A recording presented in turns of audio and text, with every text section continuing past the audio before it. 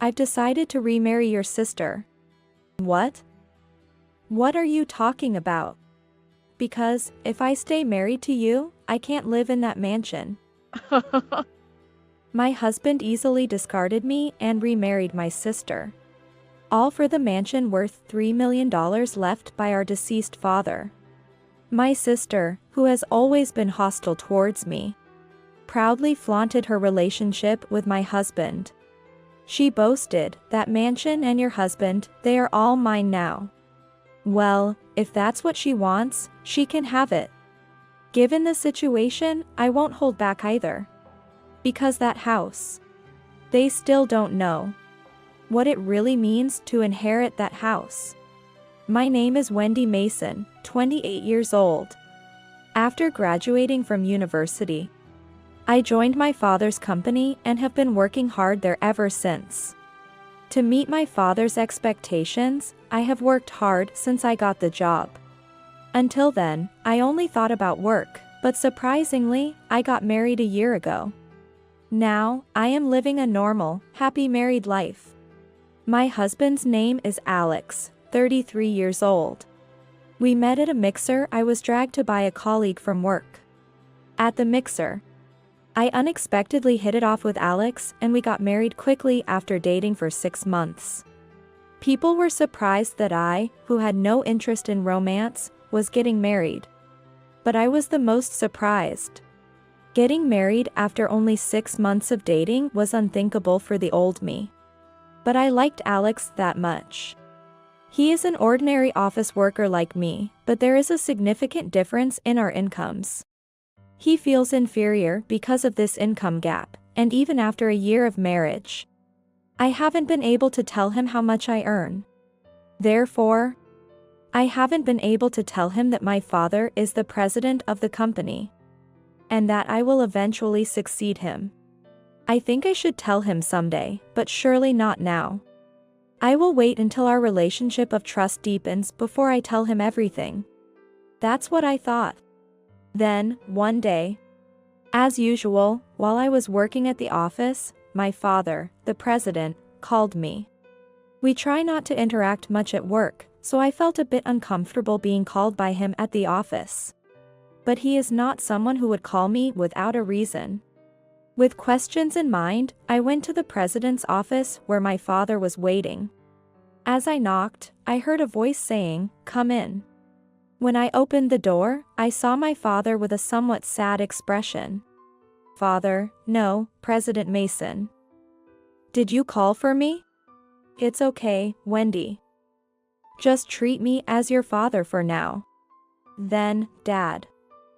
"Is something wrong?" "Actually, there's something I need to explain to you." "Explain? What about?" "About the company. I've been thinking I need to talk to you about making you the president." "What? Now?" What I first felt was, why now? Indeed, as the eldest daughter, I did want to take over my father's company eventually. Our family lost our mother in an accident more than 10 years ago. Since then, my father has been raising my sister and me by himself. My sister Becky went through a rebellious phase and was quite troublesome, even running away from home at one point. Even now, she doesn't have a stable job and lives day-to-day doing part-time work, which further motivates me to meet my father's expectations. But my father is only 55 years old. There are still 5 years until his retirement. And he always used to say he'd keep working regardless of retirement age. But why now? Why talk about the company at this timing? By the way, my father had just built a mansion worth $3 million a few months ago. He was happily talking about his dream of living there someday with close friends. But now, my usually hopeful father is looking so sad in front of me, trying to entrust his company to me. I couldn't help but feel it. Maybe my father won't be around much longer. To dispel this fear, I asked my father with a prayerful heart, "Hey, Dad. What's happening all of a sudden? I do want to take over your company eventually, but isn't this too soon?" "It's not too soon. The sooner, the better. But here, I've compiled some documents about our company. Please go through them when you have time. Okay. As I quietly agreed, my father said, "Thank you," and smiled. His face was not that of the company president, but unmistakably of father. Feeling something was off with my father's behavior, I left the president's office, not wanting to pry further. He didn't tell me anything important, but that fact alone unsettled me. That night, when I got home, my husband had already returned. Unable to keep it to myself, I ended up telling him everything. Today, this happened. Then, my husband's eyes widened in surprise. Wait a minute. Your father is the president of your company? Yes. I'm sorry for keeping it a secret. No, that's okay. But why would your father suddenly start talking about handing over the business? I don't know. But you know, right? Dad just bought a house a few months ago. Oh. Yeah. That huge house, right? I knew he was rich, but that was shocking. Of course. That house costs $3 million. $3 million. My husband's eyes widened at that sum, so far from our everyday lives. I nodded slightly to him. It's strange, right? Dad, who was so happy talking about the future, suddenly wanting to hand over the presidency to me. I have a bad feeling about this. No, you're overthinking it. Besides, that means we'll eventually get that house, right? No, that's not what we should be talking about right now. This is crazy, I'm so excited. Living in a $3 million mansion someday. Too lucky. Alex, wait. My husband's eyes shone, not listening to my words at all.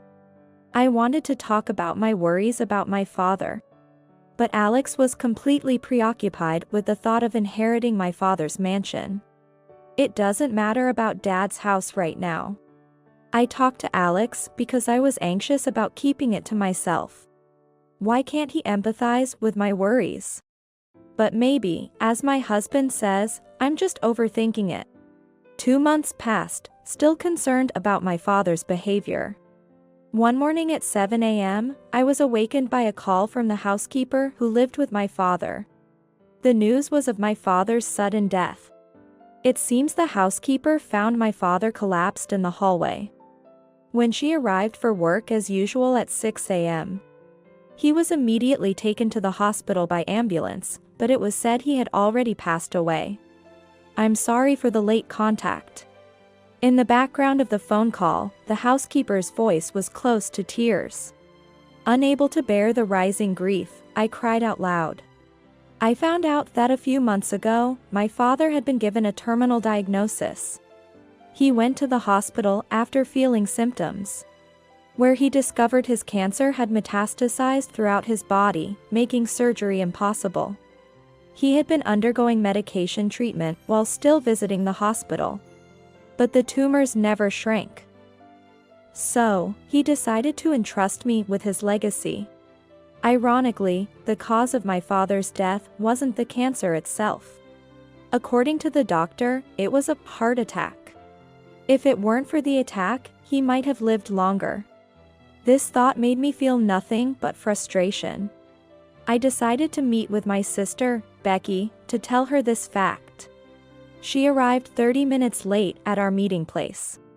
When I told her about our father's death, she initially showed shock but quickly lit up with excitement. So, that means we get Dad's inheritance, right? What? Are you serious? Does that mean we get that house too? You're working, so you don't need it, right? Give it to me. I'm appalled. Dad just died, and you're talking about this? Well, Dad donated all his savings, right? The only thing left for us to inherit is that house, isn't it? She was right about that. Dad had always disliked hoarding money. donating all his income to children's homes and refugees abroad. That's why I was a bit happy when he built that mansion. At last, he had spent some money on himself. But my sister, who had always been a nuisance and still led a troubled life, only saw Dad's wealth. Far from grieving his death, she was only thinking about her own benefits. That's why I made a decision to let her experience firsthand that reality is not so sweet. That mansion, bought only a few months ago, still had many years of payments left. Dad, probably not expecting such a huge amount, had taken a regular mortgage. Unaware of this, I told my sister, "I'll give you that house." When I told her about the renunciation of my inheritance, Becky clapped her hands in joy. "Yes. Thank you, sis. Now the $3 million mansion is mine." Talk about an easy gain. That my sister could be so blinded by money. Anger and a tinge of sadness eroded my heart. Becky didn't even attend Dad's funeral a few days later. As if that wasn't enough to upset me, my husband's behavior was the last straw. Lying exhausted on the sofa, he happily asked me, "So, when can we move into that house?" "What?" "You know, your dad's mansion." "Becky, she wasn't too nice to your dad, right? So, the inheritance of the $3 million mansion is yours, right?" It seemed my husband was of the same breed as my sister. With my father's recent death, all he could think about was the inheritance. I coldly told him the truth. "Becky will live there. I'm not inheriting anything." "What?" "Hey, Wendy, what are you saying?" "Becky said she wanted it, so I gave it to her." "What's that, a joke, right?" "Wendy, you're kidding, right?" He grabbed my shoulders and shook me hard. When I continued to be unresponsive, he slumped his shoulders and left the house. Since that day, my husband hasn't returned home. He reads my messages but doesn't reply. I don't know what he intends, but he seems very upset that I gave the mansion to Becky. After all, since the day he found out my father was a company president, he changed. If it meant getting Dad's mansion, my father's death didn't matter to him. Just like my sister, he showed no sign of mourning. In the end, they are probably of the same kind. Cruelly, it seems that bad things tend to pile up. When my husband Alex returned home after a few days, my sister Becky was inexplicably with him. Alex glared at me and said with an arrogant expression, "I've decided to remarry your sister." "What? What are you talking about?" "Because, if I stay married to you, I can't live in that mansion." "You're joking, right? Divorce me for that house?" He slammed the divorce papers he was holding onto the table. His part was already filled out, showing his seriousness. As I stood there dumbfounded, Becky mocked me. "Sorry, sis. But I can't help it, right? Alex chose me, not you." "Are you serious about this?" "Of course. That mansion and Alex, they're all mine now." "I finally beat you, sis." They hugged each other happily right before my eyes. That was the moment the devil inside me woke up. So, that's how it is. Fine, let them. After all, that house, they don't know it still has a hefty mortgage remaining. They can't possibly pay off the mortgage with their incomes. Their downfall is inevitable. Now, I am a demon of revenge. I have no intention of telling them the truth. Let them inherit it without knowing anything, and later face the harsh reality. This is something I can do because I've lived my life so earnestly. I can exact this revenge because I worked hard near my father, trying to meet his expectations. I took a deep breath and looked coldly at my husband and sister. They shuddered as I decisively said, "Okay. I'll divorce you then?" "What? You're surprisingly agreeable." "Really?" Do you understand your situation, sis? I understand. In return, I will take over Dad's company. No problem, right? I don't care, as long as I get that house. I don't know much about management. The company, you can have it, sis. Is that so? Good. Then, that's settled for the inheritance. I'll prepare the documents and bring them later.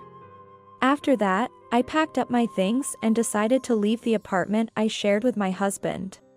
Honestly, it wasn't particularly large or special, as we rented it based on his income. I temporarily moved to a monthly apartment, first submitting the divorce papers. I gathered all the necessary documents for the inheritance and headed back to them a week later. Can you sign these necessary documents? My sister signed the inheritance-related documents without hesitation. Notably, the documents about the ownership of Dad's house stated, if there is a mortgage, the new owner must repay it. Becky didn't even read that. They are currently preoccupied with the soon-to-be theirs $3 million mansion. Rational action is beyond them now. Hell awaits them for their rash actions. I suppressed my emerging laughter and left them behind. 1 month later. The call that rang on my smartphone while I was working in the president's office was none other than my ex-husband, Alex. He's finally realized. With a casual mindset, I answered the phone. Hello? Hey, Wendy. What the hell is this? What's wrong? You seem so panicked. Could it be you're struggling to pay the mortgage? So you knew everything, didn't you? You knew and still let Becky inherit that house, right? Of course. It's naive to think about inheriting the estate without grieving Dad's death. What? Don't mess with me. I have nothing to do with this. Fix it. Nothing to do with it. I felt a vein in my head burst with his words. Before I knew it, I was yelling louder than ever. Don't joke with me. You're just like Becky. Did you ever grieve when Dad died? Did you ever comfort me? All you thought about was that house. You immediately asked when we could live there, didn't you? I haven't forgotten. No, it's not like that. I didn't mean to. Then what? Am I supposed to believe a scumbag who divorces me for a $3 million mansion?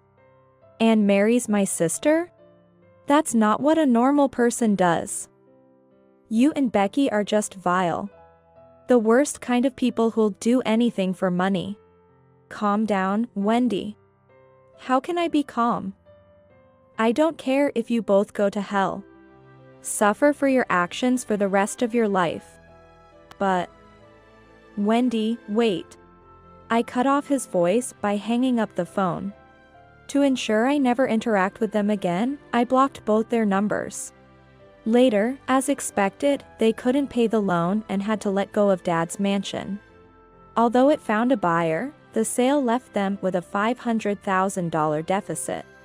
This means that now, those two, or more precisely, my sister Becky, are saddled with a debt of $500,000. However, since Alex also signed as a co-signer during the change of the house's ownership, it effectively became a debt for both of them. They'll likely spend their entire lives repaying this debt. But I won't sympathize. This is the rightful punishment for their disregard of Dad. As for me, I will continue to protect the company Dad built. Hopefully, one day in heaven, I'll tell Dad, I protected the company. Hearing "well done" from Dad in heaven is my current dream.